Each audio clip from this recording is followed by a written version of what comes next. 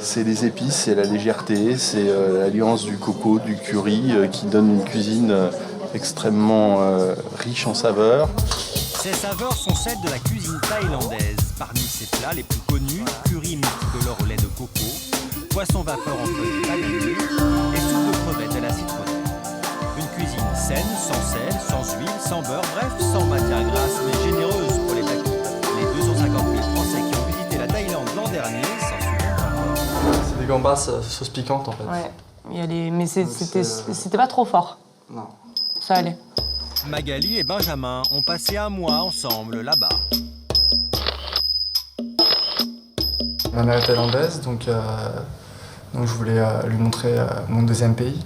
J'ai vraiment aimé leur cuisine parce qu'ils mangent beaucoup de sucré salé. Pour prolonger son voyage, Magali participe ce matin à un cours de cuisine thaï. Donc l'objectif, c'est que je vous montre et c'est vous qui faites. Nous, on fait rien ce matin, on est bien d'accord. Première leçon avec les chefs Geneviève et Christian, l'incontournable salade de papaye verte, c'est-à-dire de la papaye pas encore mûre. Un fruit au goût acidulé qui croque sous la dent. Donc là, la technique que je vais vous montrer aujourd'hui, pour faire de la papaye hachée.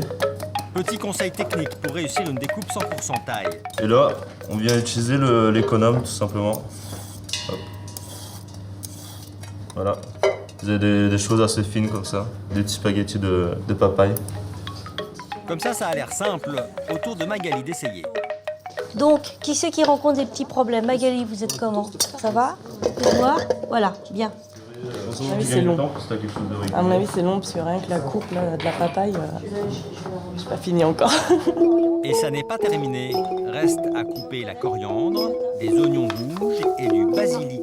Mais pas n'importe lequel. Le basilic thaï, qui n'est pas du tout le basilic d'Italie, qui est un petit peu poivré, plus poivré. Autre ingrédient indispensable. Et je vais vous pour montrer les comment on va thaïs, couper. le piment. Pour nos palais moins Tu te souviens quand habitués t'étais aux bébé? sensations fortes, pensez à Quand bien t'étais bébé, est-ce que dégrainer tu t'en l'intérieur. souviens? Le piquant, c'est la graine. C'est ça qui pique.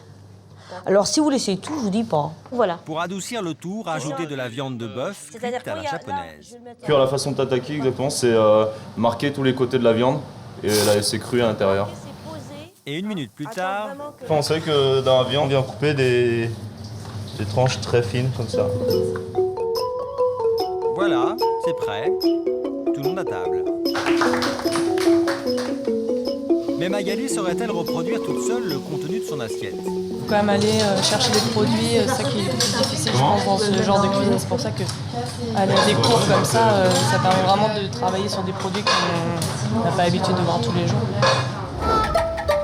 Pour bien cuisiner thaï, il faut aussi savoir choisir les bons produits. Pour se repérer dans cette jungle alimentaire, notre guide sera Nina.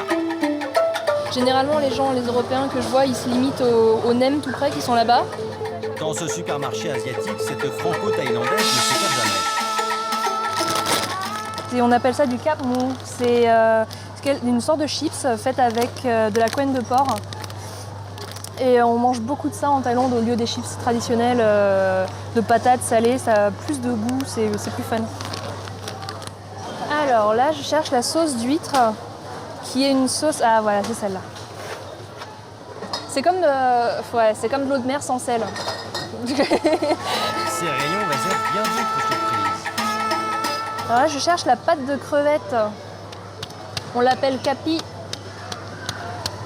Bon, là, je suis devant un truc super important, c'est la sauce de poisson. En Thaïlande, on appelle nampa. Si Nina connaît bien ses produits, c'est parce qu'elle est chef à domicile. Au menu ce soir, Du bœuf mariné et grillé. Là, on appelle ça le tigre qui pleure. Je le fais ma version. pendant que Nina retourne à ses fourneaux, nous retrouvons Magali. Pour impressionner ses amis Benjamin et Laura, elle exécute la recette qu'elle vient d'apprendre. T'es prête? Mais Magali a-t-elle bien retenu sa leçon? Je sais pas ce que c'est. C'est asiatique. Autre difficulté, la cuisson de la viande. Magali a subitement un léger trou de mémoire. Je vais la cuire. Je me rappelle plus comment ça s'appelle. C'est un truc un peu genre.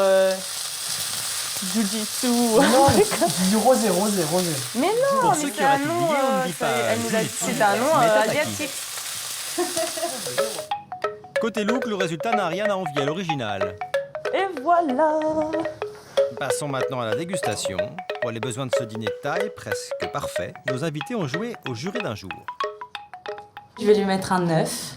Au départ, j'étais un petit peu sceptique parce que c'est vrai que je suis pas trop adepte de ce genre de cuisine.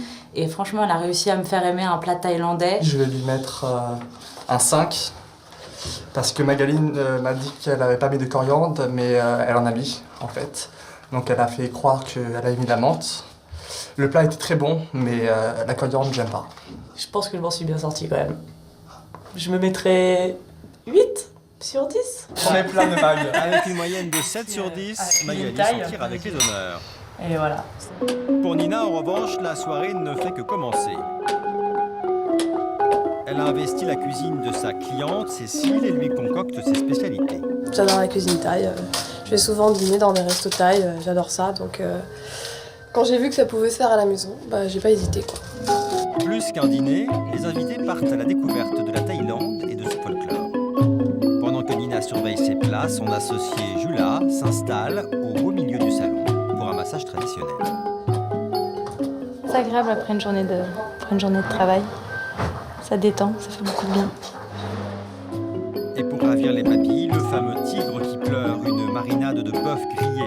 Prix total de la formule, 200 € par couple. La formule est très très bien. Du coup, on est peut-être plus disponible aussi pour apprécier après le repas. On est peut-être plus détendu. On a vraiment coupé avec la journée de boulot. On exerce un peu nos papilles aux saveurs thaïlandaises. Délicieux. Un petit bout de Thaïlande à domicile avant de tester, peut-être sur place, les charmes de la cuisine thaï.